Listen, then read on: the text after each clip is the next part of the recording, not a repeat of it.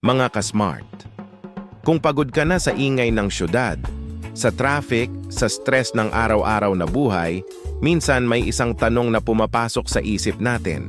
Saan ba tayo pwedeng pumunta para makahinga kahit sandali? Hindi yung kailangan mong sumakay ng eroplano. Hindi yung kailangan mong gumastos ng napakalaki. Isang lugar lang na kahit ilang oras lang ang biyahe, mararamdaman mong parang lumayo ka na sa mundo ng syudad.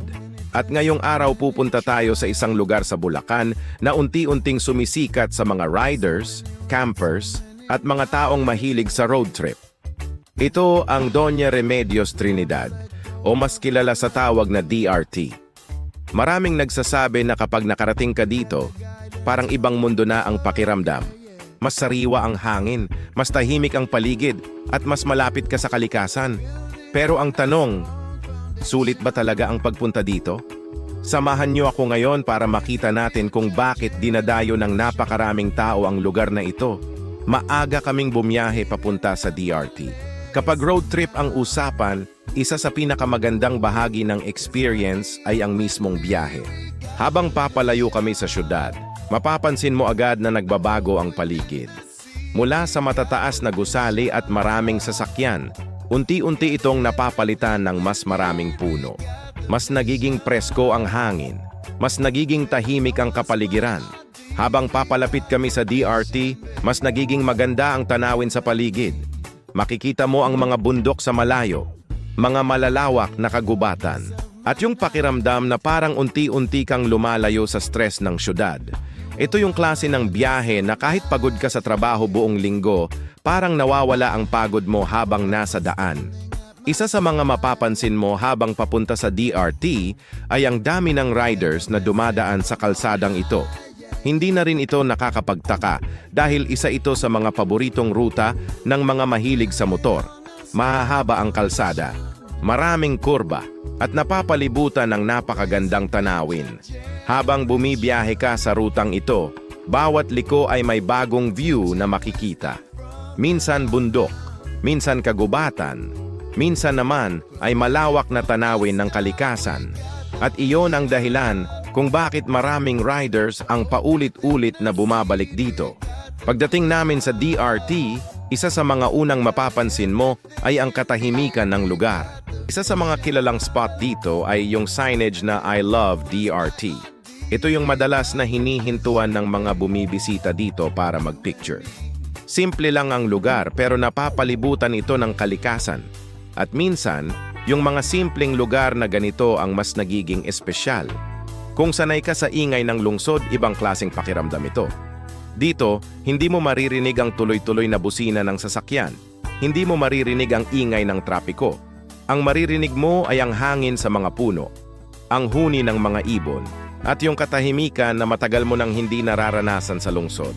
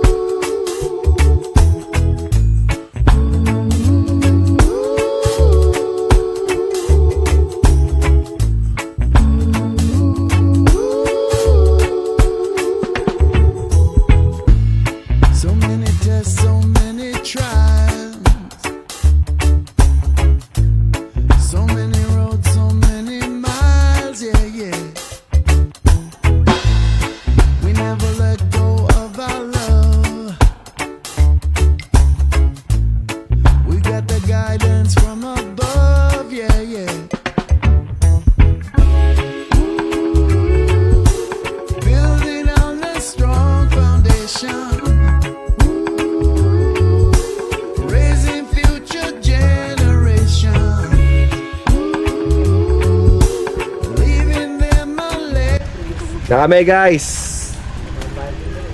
Ganito lang. Tingnan nyo yung ano namin guys gamit oh. Talagang safe na safe yan guys. Scotch tape lang yan. Scotch tape yan. Kawawa si Yabi saan nakarating. Sigurado guys, pag aalis kayo dapat yung sa likod nyo scotch tape. Talagang siguradong hindi kakalog-kalog, saka safe na safe kayo. Hindi mawawala yung gamit nyo. Hindi katulad ng tali. Kaya subok na itong Scotch tape. Yung clear Scotch tape para hindi naman pa masyadong pangit. Hindi mo kailangan ng mamahaling resort para makaramdam ng saya. Minsan sapat na yung magandang tanawin at sariwang hangin. Habang tinitingnan mo ang paligid, mapapansin mo na halos puro bundok at kagubatan ang makikita mo. Malayo sa ingay ng lungsod, malayo sa stress. At dito mo mararamdaman kung gaano kahalaga ang mga lugar na tulad nito. Sa mundo na puno ng ingay at abala, may mga lugar pa rin na nagbibigay sa atin ng pagkakataon na huminto sandali, huminga, at magpahinga. Hindi lang riders ang pumupunta dito. Marami ring pamilya ang bumibisita. May mga barkada na nagro-road trip. May mga taong gusto lang makalayo sandali sa ingay ng syudad. May mga ilog at falls sa paligid ng DRT na pwedeng puntahan. May mga lugar kung saan pwede kang mag-camping. Kaya kung mahilig ka sa nature trips, maraming pwedeng gawin dito. Pwede kang mag-swimming sa ilog. Pwede kang mag-camping kasama ang barkada. Pwede ka ring mag-relax lang habang pinapanood ang kalikasan. Habang nandito kami, napansin ko rin kung gaano kasimple ang buhay sa ganitong lugar. Hindi tulad sa lungsod na halos lahat ay nagmamadali. Dito parang mas mabagal ang takbo ng oras. May mga taong nagkukwentuhan lang sa tabi ng kalsada. May mga riders na nagpapahinga matapos ang mahabang biyahe. May mga bisita na tahimik lang na tinitingnan ang tanawin. At minsan, iyon lang talaga ang kailangan natin. Hindi mamahaling lugar, hindi magarbong experience, kundi isang sandali ng katahimikan. Pero syempre, kapag pupunta kayo dito, may ilang bagay na mahalagang tandaan. Una, siguraduhin na maayos ang sasakyan o motor ninyo. May mga bahagi ng kalsada na paakyat at paikot, kaya mas maganda kung handa ang inyong sasakyan sa biyahe. Pangalawa, magdala ng tubig at pagkain, lalo na kung balak ninyong magstay ng matagal. At pangatlo, isa sa pinakamahalaga, igalang natin ang kalikasan. Huwag tayong mag-iwan ng basura. Kung ano ang dinala natin papunta dito, iyon din ang iuwi natin. Para manatiling maganda ang lugar para sa susunod na bibisita. Habang nakatayo ako dito at tinitingnan ang paligid, napaisip ako. Sa dami ng lugar na pwede nating puntahan, minsan ang pinakamagandang destinasyon ay yung mga simpleng lugar. Mga lugar na hindi pa gaanong komersyal. Mga lugar na nagbibigay sa atin ng pagkakataon na huminga, na magpahinga, na maalala kung gaano kaganda ang kalikasan. Kaya kung tatanungin ninyo ako, sulit ba talagang puntahan ang DRT? Para sa akin, oo. Hindi dahil ito ang pinakasikat na tourist destination. Hindi dahil ito ang pinakamagarbong lugar. Kundi dahil minsan, ang tunay na halaga ng isang lugar ay kung anong pakiramdam ang ibinibigay nito sa iyo. At dito sa DRT, makakaramdam ka ng katahimikan. Makikita mo ang kagandahan ng kalikasan at mararamdaman mo ang pahinga mula sa ingay ng mundo. Mga ka-smart, kung nagustuhan ninyo ang ganitong klaseng travel vlog, i-comment nyo lang sa baba ang salitang ka-smart para malaman ko na gusto pa ninyo ng ganitong content. At kung may alam kayong lugar na gusto ninyong puntahan natin sa susunod, i-comment nyo lang din. Huwag kalimutang mag-like, mag-share at mag-follow para sa mas marami pang kwentong paglalakbay. Hanggang sa susunod na biyahe, mga ka-smart. We got everything we need, we got the vision. And they will know us by our deeds, we got the vision, babe.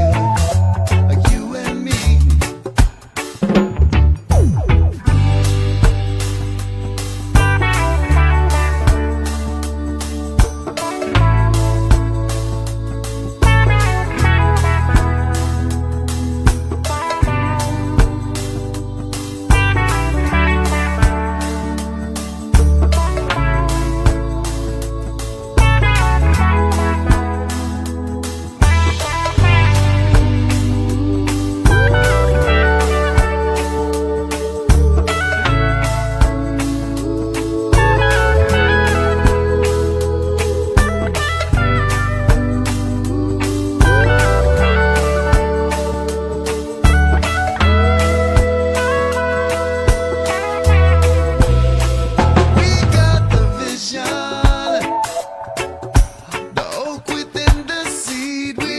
the vision.